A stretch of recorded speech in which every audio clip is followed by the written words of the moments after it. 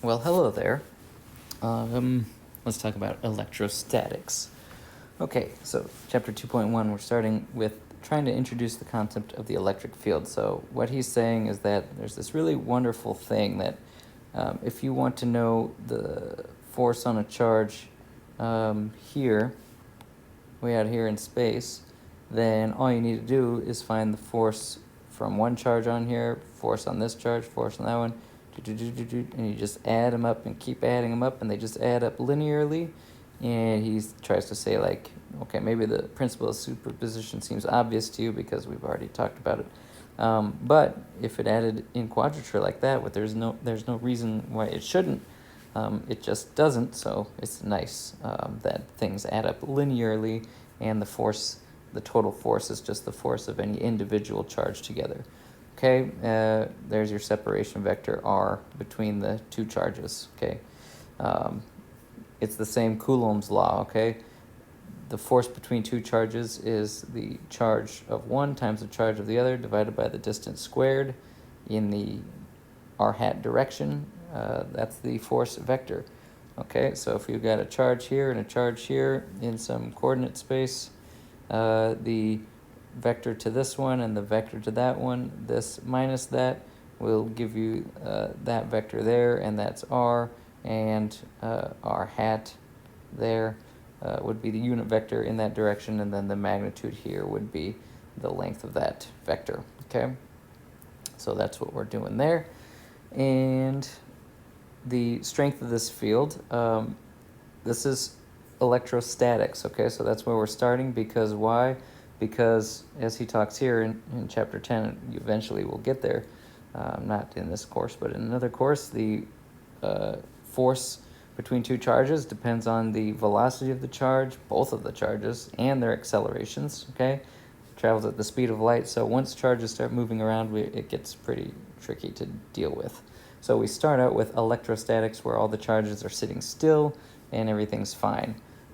Okay, so there's your Coulomb's law, strength between the field. You got your epsilon naught there. You got your r minus r prime, vector, location separation vector, and so on.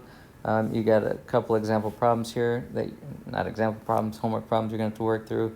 12-sided thing. Okay, imagine there's actually 12 sides on that. And then you got 12 charges all the way around, and it wants you to calculate the force on a charge placed at the center. Okay, so that should be easy. Calculate it for one, and then go all the way around to figure out your total charge. Be a little bit tricky. Okay, electric field, we had several charges, for example. So if you add up the force between two charges and then the force between another two charges and so on, so we're going back up to this picture here where you've got your one test charge. What's the force on it due to all these charges pushing on it or pulling on it or whatever?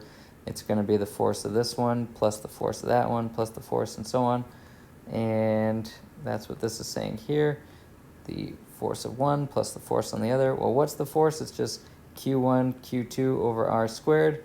But since Q is the same, you can factor that out. So you have a total Q there, and then Q1 plus Q2 plus Q2, and so on. So we call this the electric field. Okay, this whole thing we call the electric field. And that's the field generated by all the other charges, Q1, Q2, Q3. So then the electric field is Q over R squared. And that's the field generated by a charge, for example, Q1 or Q2, and then you add them all up. So then there's your total electric field from the source charges. Notice that it's a function of the position, because the separation vector R depends on the location of the field point P. Okay, figure 2.3. Okay, so you've got one there, Ri prime, R here. So R is going to stay the same at your field point usually, but your R prime is going to bounce around to the different Q's. So your script R separation vector is going to be different each time. Okay? And he's saying here, well, what is an electric field? And then he says, I can't tell you what it is. He wants you to think of it as a real thing, but, it's kind of what he does. He's like, I can't tell you what it is, only how to use it and how to calculate it, okay? Most people think of it as a real thing in space. But yeah, what is it? I don't know. Okay, so let's say you want to find the electric field, a distance z above a midpoint between two charges. Okay, so you got charge 1, charge 2, and you want to know what's the strength of the electric field up here at point P. Well, you calculate one force, you calculate the other force, okay?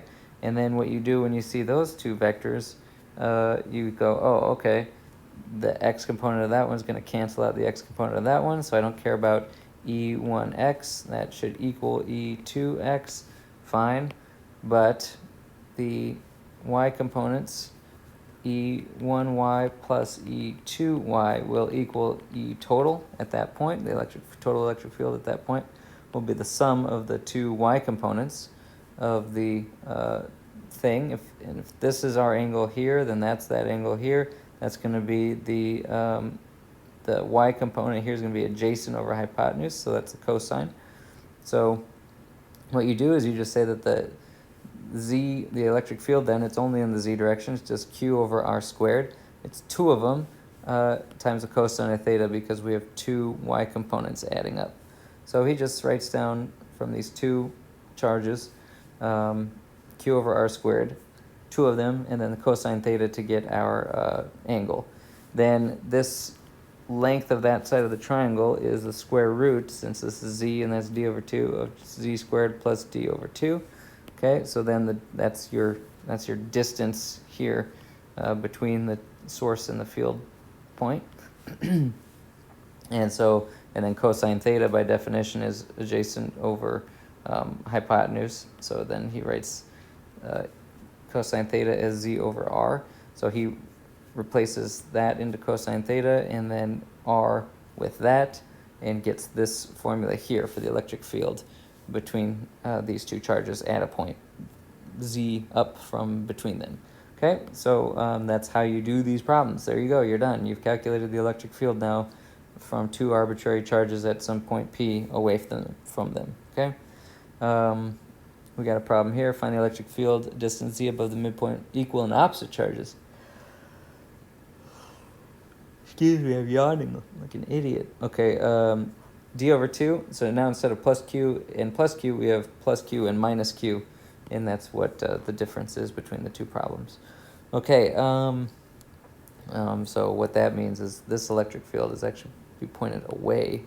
So more like that. So you'll have to play around with that. Okay, so now, we've got different charge distributions. We've got a blob of charge, we've got a line of charge, we've got a surface of charge, and we've got a shell of charge here. Okay, so if you want to do Coulomb's law, you have to figure out the total charge. So that means you're going to have to do an integral. So this is nothing more than q over r squared, except now we're integrating dq, which is delicious, by the way. Get an Oreo Blizzard. Ooh, do I want a hot fudge sundae? Okay, anyway. So if the charge is spread out on a line, then what you care about is the charge per unit length times the length. Okay, so you've got charge per unit length, integrate along that line. You can get the total charge integrated along that line. Fine, that's just, if you want your total charge, you do lambda dl. Okay, lambda is your unit charge per length. If it's smeared out over a surface, okay, then you have charge per area, and then your charge per area, you gotta integrate over an area, dx times dy, for example. And if the charge fills a volume, then you need the charge per volume, and then your little elemental charge bit is your volume charge times your volume element. So dq is lambda dl prime, or sigma dA, or rho d tau. Okay, so these are all your elementals of your integrals. So if you want the electric field at this point from this line of charge, then you're going to integrate from 0 to r or whatever, 0 to L or whatever the length of this thing is, and then that'll give you your total charge. So for example, if the length of this, if it's 6 coulombs per meter, is your charge amount and you have 1 meter of charge, then you're going to have 6 coulombs total of charge. Okay, and that's all we're trying to do here is add up all the little pieces of charge. For a surface charge, okay, you have your charge density for your surface multiplied by your thing.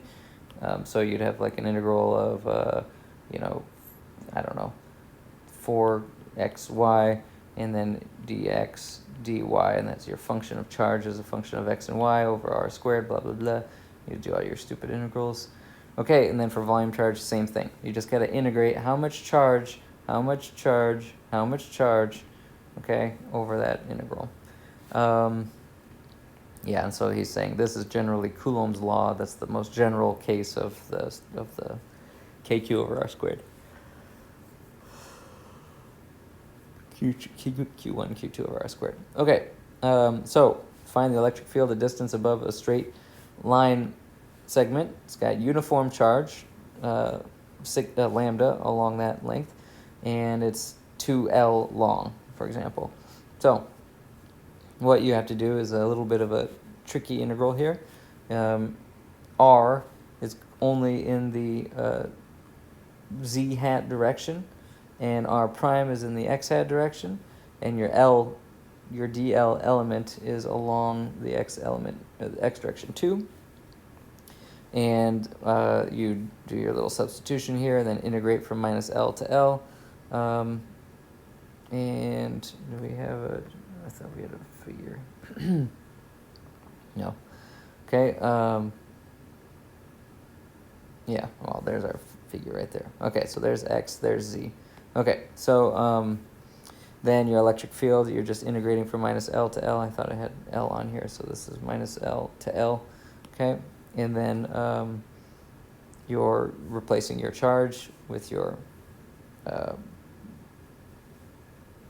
geometry that you need to do your integral, and integrate over your z hat and your x hat, and then get your final answer here, which is just the electric field at that point, P, above the z-axis, is just due to that, and it ends up being in the z-hat direction, which is pretty cool. Blah, blah, blah, and then you got a bunch of problems, and then we're done with chapter 2.1. Okay, so that's the general thing. We're doing electrostatics. We're trying to calculate electric fields or the forces between two charges, but now we're building up to it with a little bit of tricky math. Okay, and that's why we had to do our integral stuff. Okay, bye.